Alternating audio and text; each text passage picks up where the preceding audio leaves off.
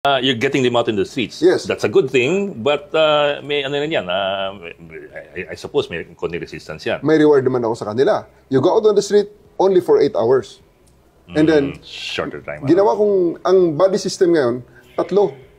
Sa 3 sila, 8 hours, like ang first shift is 6 to 2, 6 a.m. to 2 p.m., 3 ang naka-assign dyan na tao sa isang beat. Pero sa 3 na yun, 2 ang naka-duty, 1 ang naka-off. So, ibig sabihin, they only work for 36 hours in a week. Oh, medyo mababa pa yon sa 40 hours per week na gaya mo na nagtatrabaho ng 8 to 5, 5 days a week, 8 times 5, 40.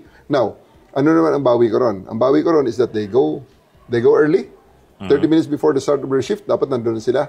And after they end their shift, they have to finish first the reports, the patrol report, kung gaano sila kabilis bago sila makauwi. So it will take another 2 hours kung 3 times a week sila o 4 times a week sila nag-duty sa isang linggo, plus times the 30 minutes, may 2 hours. So that will be 38 hours per week.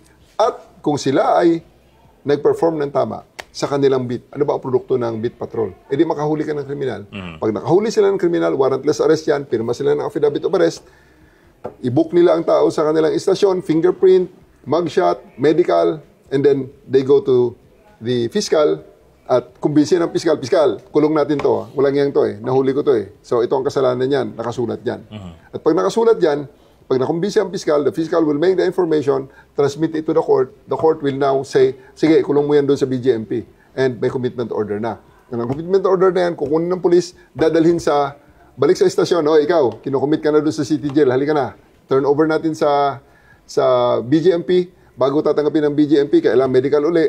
At, you see, Yes, sir. what I mean is, napakahaba ng proseso na at the end of the day, yung 36 hours ng police na naging 38 hours ay sobra pa rin at marami pa rin talaga ang magiging trabaho ng police. So, pagkatapos pa niyan, at the end of the day, nagpiyansa ang tao, pumunta sa CHR, nagrereklamo, eto na nga, ang pulis na nang huli, makakatanggap ngayon ng sipa. O eto na ngayon, gagawa ka pa ng counter affidavit mo, i-justify mo pa ang kaso mo, ang paghuli mo, dahil pag hindi ka nag-justify naman, yun na ang huling aresto mo kasi dismissed from the service ka. So, yung trabaho, yung oras ngayon na ibinigay sa ating mga pulis, shorter hours, but quality time.